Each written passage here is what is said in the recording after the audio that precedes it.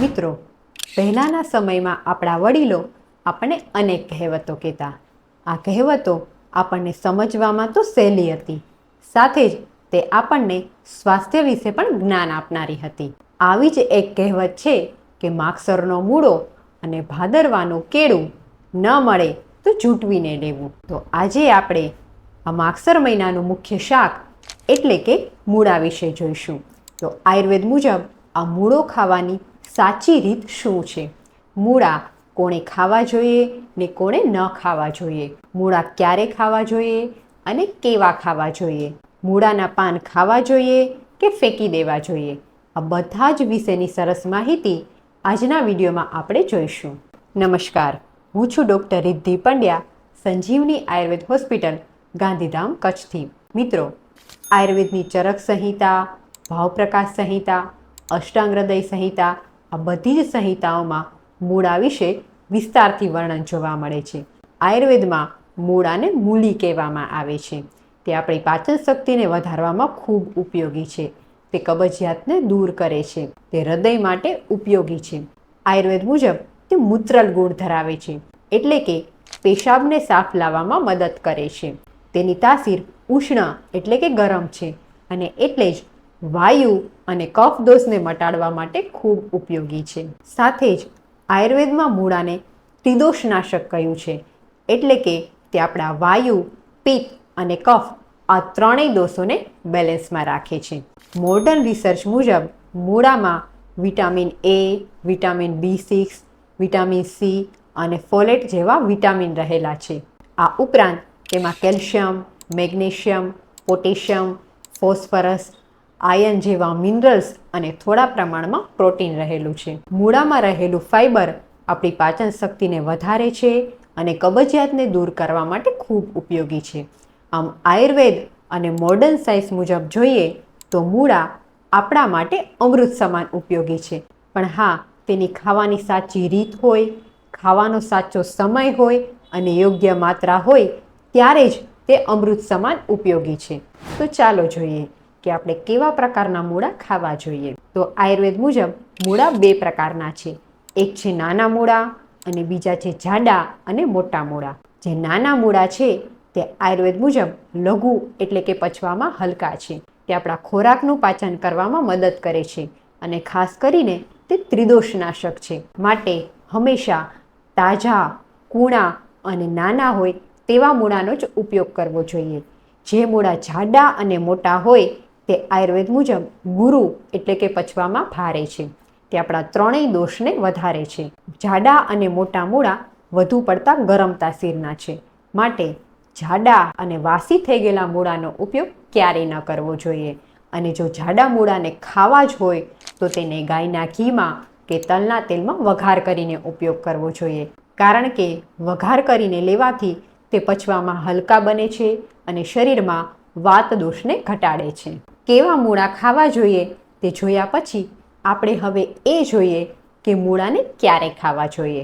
તો મિત્રો, હિન્દીમાં તેના માટે એક બહુ સરસ કહેવત છે કે સુબહ મૂલી કુલી, દોપહર કો મૂલી મૂલી, રાત કો મૂલી શુલી.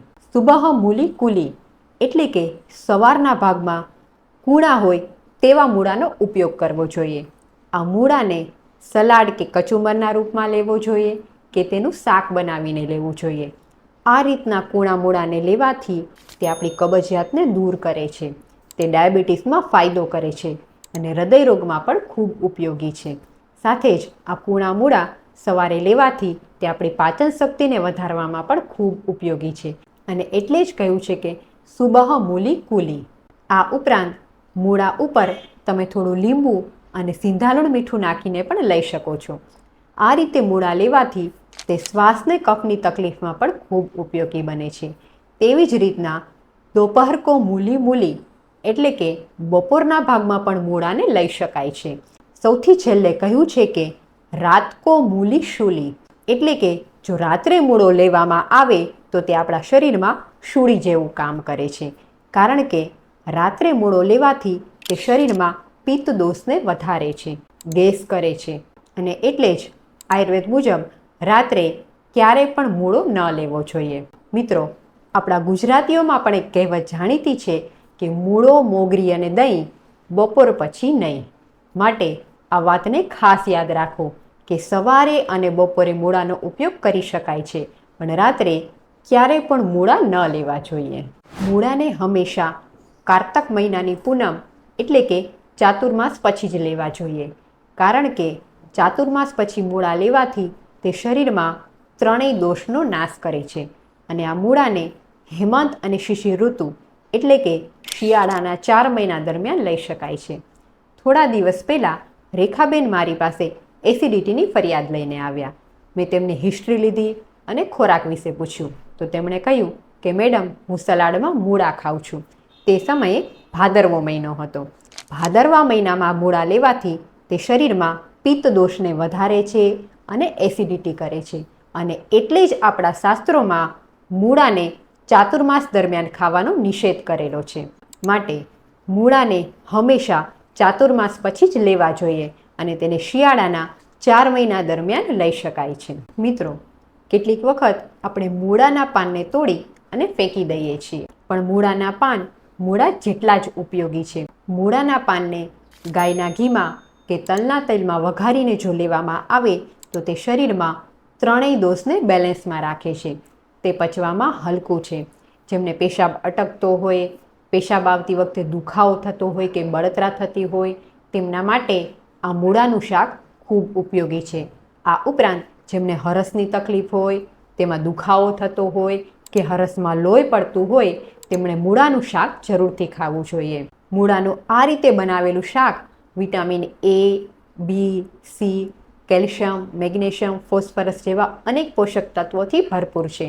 માટે મૂળાના પાનને તોડીને ફેંકી દેવાને બદલે તેનો સલાડ બનાવીને કે તેને તેલમાં વઘારીને જરૂરથી ઉપયોગ કરવો જોઈએ.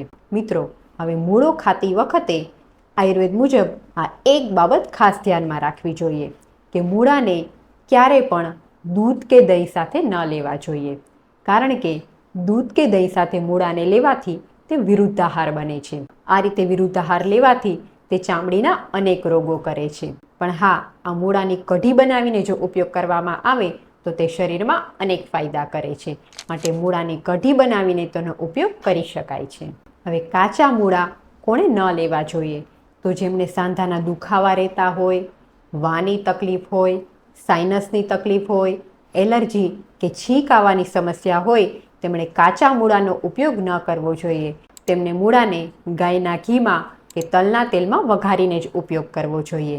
માટે મિત્રો, જ્યારે પણ મૂળા ખાઓ ત્યારે આયુર્વેદમાં કહેલા નિયમોને જરૂરથી યાદ રાખો, કારણ કે શું ખાવું તેની સાથે એટલું જ અગત્યનું છે કે કેટલું ખાવું અને ક્યારે ખાવું.